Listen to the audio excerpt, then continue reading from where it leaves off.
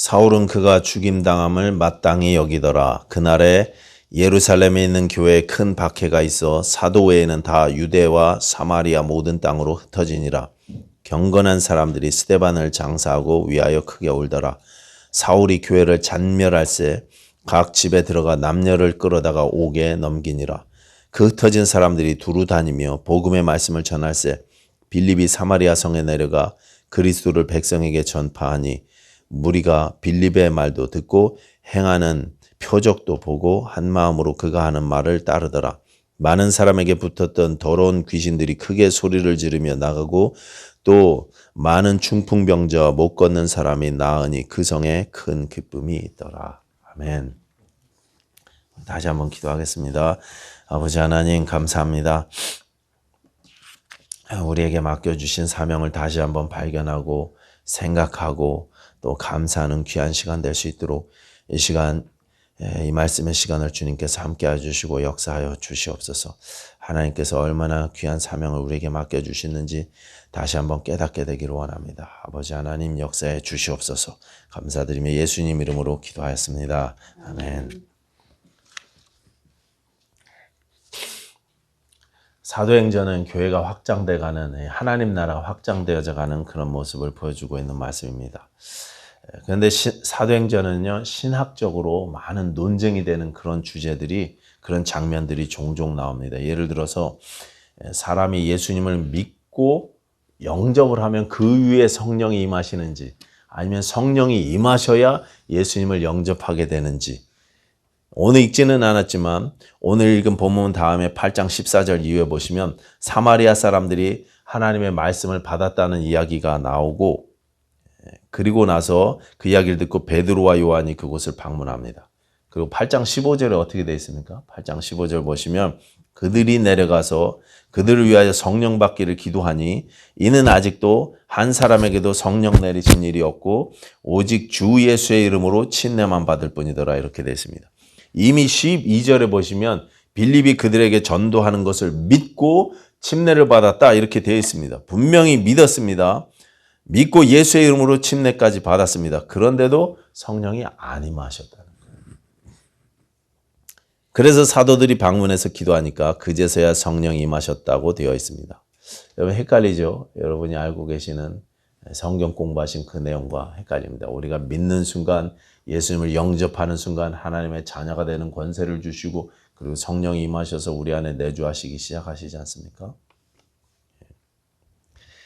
부르심이 먼저인지 성령의 임하심이 먼저인지 칭의가 먼저인지 아니면 회개하고 영접하는 게 먼저인지 또 어떤 분들은 주장하기를 사도행전에 보면 복음을 듣고 영접하고 나서 침례를 받은 후에야 항상 성령이 그 순서로 임하셨기 때문에 침례받지 않으면 구원받지 못한다 이렇게까지 주장하는 사람들도 있습니다. 이런 여러 가지 주장들이 많이 나오기 때문에 그래서 여기서 구원의 서정, 구원의 순서라는 그런 게 생겼죠. 구원의 순서를 정리하는 이런 신학의 분야, 신학의 논쟁도 아주 뜨겁게 있었고 지금도 첨예하게 이런 주장들이 대립하고 있습니다. 근데 여러분 우리는 사도행전을 읽으면서 사도행전이 원래 이야기하려는 그런 주제에서 벗어나면 안 됩니다. 사도행전은 제가 전에 말씀드린 거 여러분 기억하시겠지만 하나님 나라를 이야기한다고 말씀드렸어요. 하나님 나라로 시작해서 하나님 나라로 맞춰지는 책이 사도행전이라고 그렇게 말씀드렸습니다. 그러니까 구원의 서정, 구원의 과정, 속죄론 이런 신학적인 논쟁들은 신학자들에게 맡기고 공부 많이 하신 목사님들에게 맡기고 우리는 이 말씀을 읽을 때 하나님 나라가 어떻게 확장되어져 갔는가, 어떻게 성장되어져 갔나 거기에 초점을 맞추면서 읽어야 한다는 것입니다. 여러분 예루살렘 교회가 3,000명이 회개하고 그 숫자가 5,000명까지 불어나는 놀라운 일들이 있었지만 그들은 항상 예루살렘에 머물러서 자기들끼리 모여 예배하고 떡을 떼고 자기들끼리 또 모여서 예배하고 떡을 떼고 그 일만을 계속 반복하고 있었습니다. 예수님께서는 마가복음 16장에서 말씀하시기를 너희는 온 천하에 다니면서 온 천하를 다니면서 만민에게 복음을 증거하라 이렇게 말씀하셨음에도 불구하고 그들은 온 천하로 나아갈 생각을 하지 못하고 있었습니다. 마태복음 28장은 우리에게 잘 알고 있죠. 우리가 그러므로 너희는 가서 모든 족속으로 제자를 삼아라. 가서 제자를 삼아라 이렇게 말씀하셨는데 예루살렘 교회는 밖으로 나아갈 생각을 하지 못했습니다. 갈 생각을 하지 못하고 있었어요. 그러자 하나님께서 핍박을 통해서 교회를 흩으신 모습이 오늘 우리가 읽은 본문인 것입니다. 여러분, 교회는요, 모이고 그래서 그 안에서 예배하고 교제하면서 성장하고 그런 다음에 세상을 향해서 나아가야 됩니다. 모이고 성장하고 나아간다. 그래서 영어 G 앞글자 써서 gathering, growing, going 이렇게 이야기 쉽게 기억하기 쉽게 만들었죠. 모이고 성장하고 나아가야 됩니다. 예루살렘 교회는 모이기는 잘 모였는데 그래서 그 안에서 믿음이 잘 성장은 했는데 세상을 향해서 나아가지 못했습니다. 그 결과 예수님의 지상명령을 순종하는 일에 실패하고 있었습니다. 모이는 교회가 또 나아가는 교회가 균형을 맞춰야 되는데 계속 모이기만 했습니다. 계속 우리끼리 즐겁기만 했습니다. 계속 우리끼리 예배하고 우리끼리 떡을 떼고 성경 공부하고 친교하고 우리끼리 만족스럽고 우리끼리 행복했습니다. 도무지 밖으로 나갈 생각을 하지 못했습니다. 교회의 모습에 균형이 깨진 것입니다. 모이고 그리고 나가야 되는데 모이기만 했습니다. 그러자 하나님께서 박해를 통해서 교회가 밖으로 나갈 수 있도록 그렇게 역사하셨습니다. 하나님께서 그렇게 역사하신 결과 처음 교회들은 그렇게 하나님 나라의 확장에 쓰임 받았죠. 예루살렘 교회를 비롯한 처음에 초대교회들은 거의 모든 교회가 다 박해를 경험했습니다. 환난과 핍박 가운데도 복음을 증거하면서 세상을 향해 나아갔습니다. 그렇게 로마 제국을 예수 그리스도의 복음으로 한 명씩 한 명씩 바꿔 나갔어요. 언제까지 그랬습니까? 언제까지 그렇게 교회가 밖으로 나가는 일에 열심을 했습니까? 교회 역사적으로는 AD 313년까지입니다. 서기 313년. 기독교가 공인되면서 상황이 바뀔 때까지. 그 전까지는 최소 10차례의 극심한 핍박이 교회에 가해졌어요. 10차례 핍박 기간이 있었습니다. 교회가 계속 이런 환난과 어려움을 겪었습니다. 성도들은 정처 없이 떠돌아다녔고 신앙을 찾아서 안전한 신앙생활을 위해서 피난을 떠났습니다. 그러면서도 계속 세상을 향해서 나아갔고 복음을 전파했습니다. 그런데 313년에 로마가 기독교를 공인하고 인정해주고 그러고 나서는 이제는 떠돌아다닐 필요가 없게 됐습니다. 박해가 사라졌습니다. 황제도 기독교인이 됐어요. 황제 어머니, 황제 가족도 다 예수 믿었습니다. 성직자 그룹이 생겨났고 그들의 힘이 생기기 시작했습니다. 권력을 갖기 시작했습니다. 교회가 힘이 점점 세져서 나중에는 세상의 왕들을 교회가 임명하기에 이르렀고 어마어마한 건물들, 카테드랄들도 짓기 시작했어요. 성전들. 이제 사람들은 교회 안 다니면 안 되는 세상이 되고 말았습니다. 비즈니스를 하려면 인맥을 쌓으려면 교회에 나가야만 했습니다. 전도하지 않아도 교회 사이즈가 커져갑니다. 전도하지 않아도 부흥하는 것 같은 그런 세상이 됐어요. 우리 한국 분들 미국에 이민 오시면 교회부터 찾아가죠. 교회부터 찾아가지 않습니까? 이민 생활을 잘 적응하고 도움을 받으려면 교회 다녀야 될 것 같다. 그래서 교회 갑니다. 미국에 처음 왔는데 어디 은행에서 무슨 신용이 쌓여서 돈을 빌릴 수 있는 것도 아니고 교회 가면 사람들이 많아서 거기서 개라도 할 수 있잖아요. 돈을 빌려야 되지 않습니까? 4세기 이후의 교회들도 그랬습니다. 아니 그 이상이었습니다. 전도하지 않아도 세상으로 나아가지 않아도 교회 사람으로 넘쳐났어요. 온 사방팔방에서 교회로 모여들었습니다. 그 결과 교회가 예수 그리스도의 몸으로서 생명체가 아니라 예수의 몸인 그런 생명체가 아니라 조직이 되어버렸습니다. 생명체는 복제가 가능하지만 조직은요 복제되어 퍼져나가는 것이 아니라 비즈니스처럼 사업처럼 커져가기만 합니다. 교회가 사업체가 되기 시작했습니다. 많은 교회가 되어져 가야 되는데 큰 교회만 생겨납니다. 교회가 많아져야 되는데 단일 교회의 사이즈만 커져갔습니다. 하나님 나라가 커져가야 되는데 눈에 보이는 사람의 조직만 커지더라는 것입니다. 1절 하반절 보시면 이렇게 되어 있습니다. 그날에 예루살렘에 있는 교회에 큰 박해가 있어 사도 외에는 다 유대와 사마리아 모든 땅으로 흩어지니라. 스데반의 죽음이 신호탄이 되어서 그때부터 교회의 본격적인 박해가 시작되었다는 말씀이죠. 그동안은 사도들만 박해를 받아들였어요. 사도들만 체포당하고 사도들만 감옥에 갔고 사도들만 매를 맞았습니다. 그런데 이제는 교회 전체가 박해를 받기 시작했습니다. 근데 여기 큰 박해라고 돼 있잖아요. 큰 박해. 오늘 보면 1절에 보시면 예루살렘에 있는 교회에 큰 박해가 있어 그랬어요. 크다라는 말은요, 강하다, 전면적이다 그런 뜻입니다. 메가란 뜻이에요. 교회 전체에 전면적인 잔인한 박해가 시작된 것입니다. 예수 믿는다고 하면 각오를 해야 돼요, 이제부터. 이 핍박이 얼마나 심각했는지는 여기 흩어졌다는 말이나 또 3절에 잔멸이라는 단어를 보면 알 수 있습니다.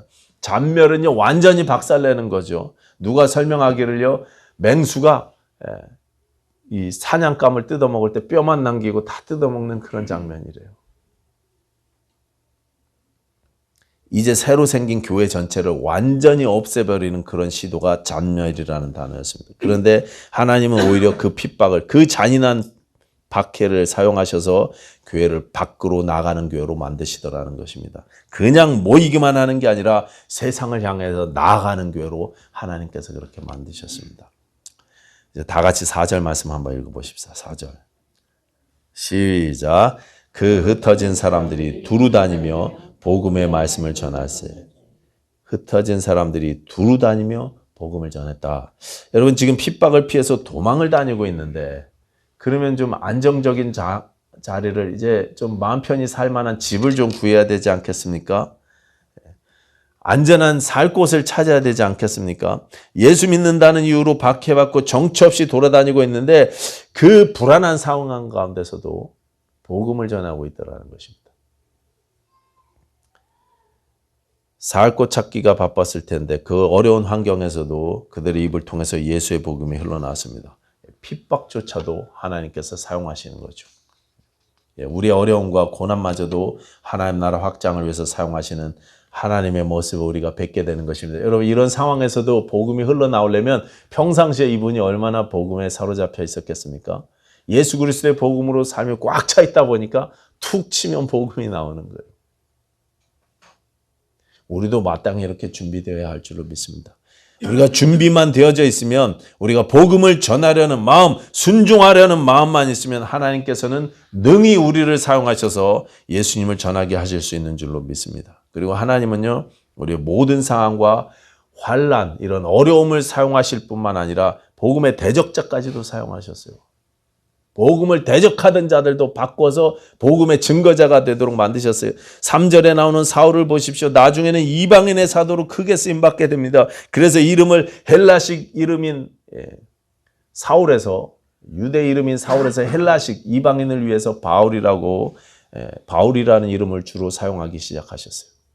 자기 이방인의 사도이기 때문에.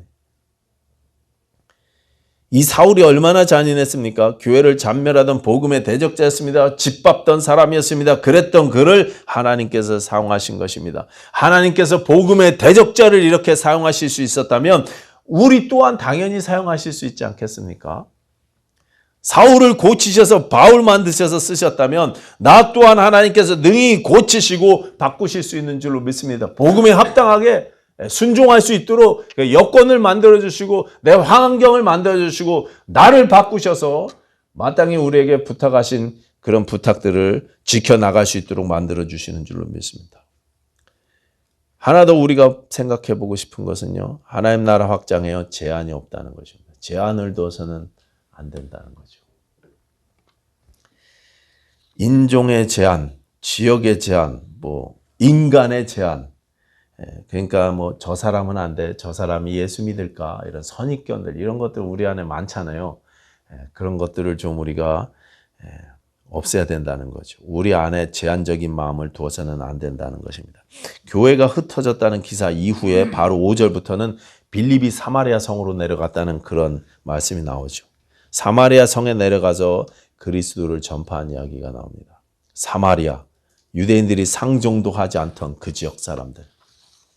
그런데 그들도 복음을 받아들이기 시작합니다. 그곳에도 예수 믿는 모임들, 교회가 생겨나기 시작했습니다. 박해를 통해서 제한 없이 복음을 증가하기 시작하는 것입니다.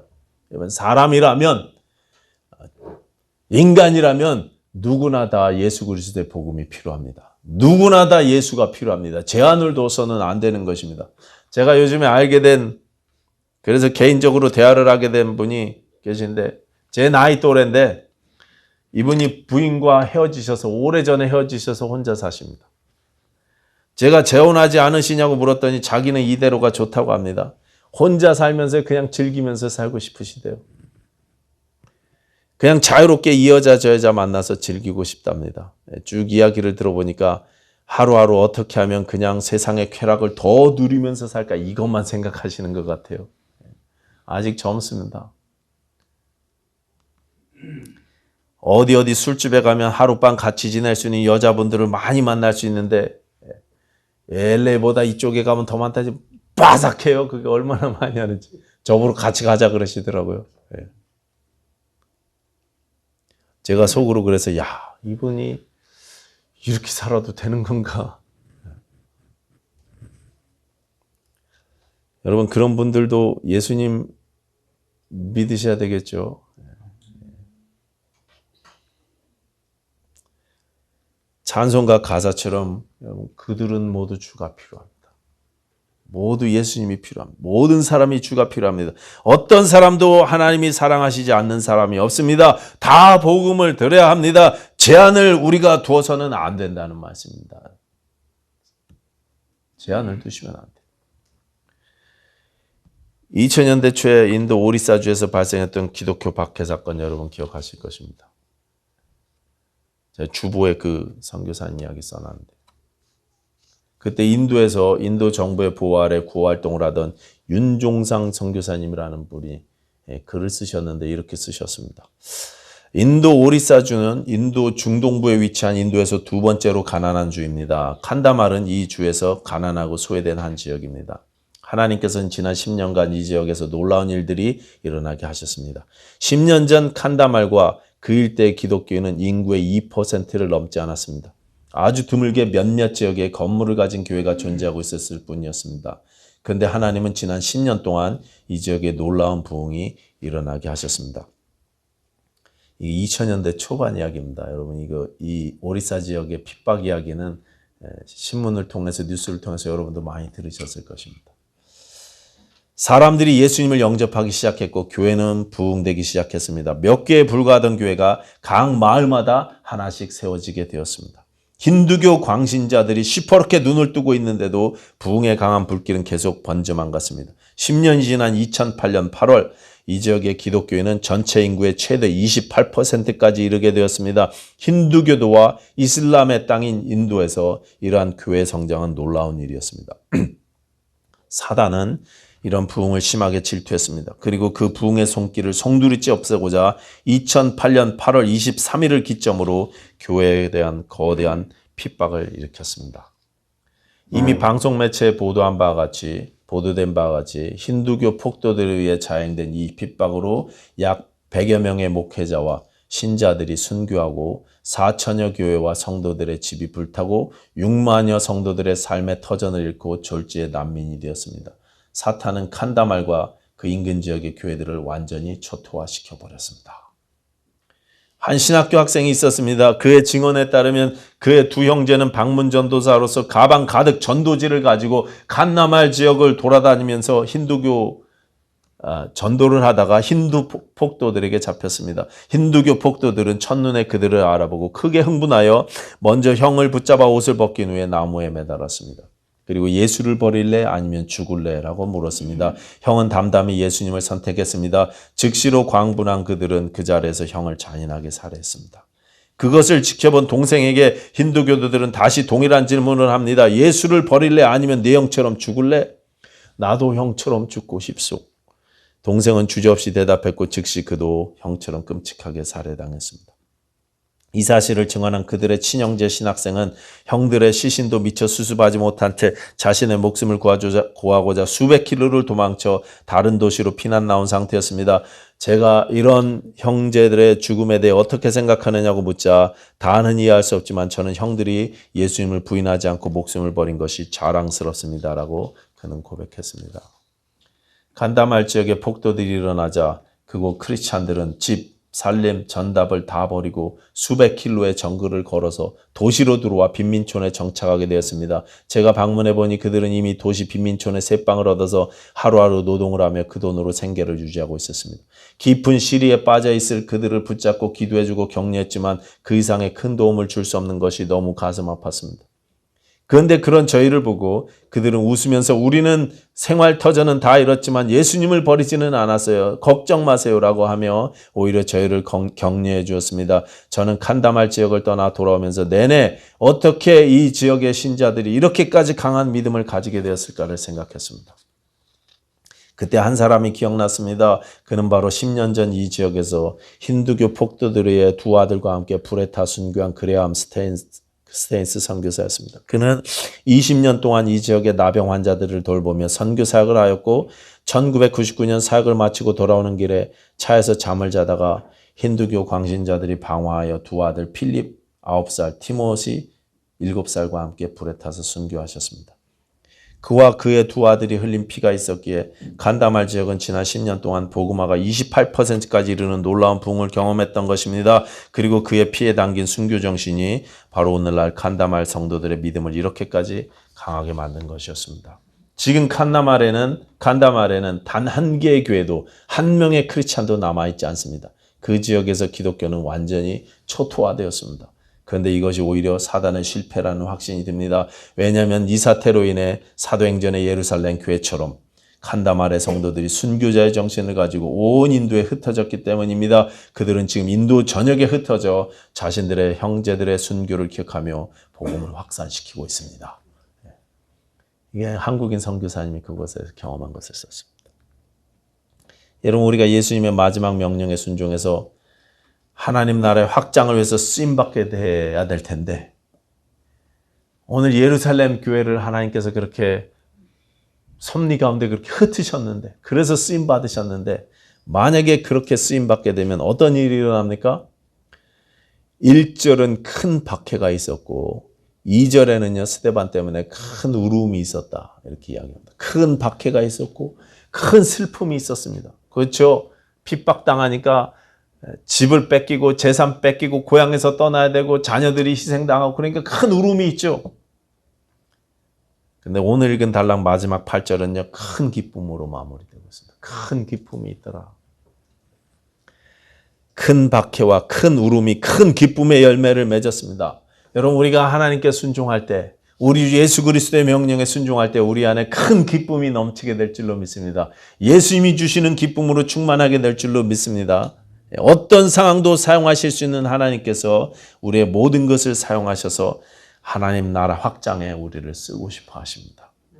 이 하나님 뜻에 모두 순종하시기 바랍니다. 우리 삶 가운데 큰 기쁨의 열매가 날마다 맺힐 수 있게 되기를 축원합니다. 기도하겠습니다.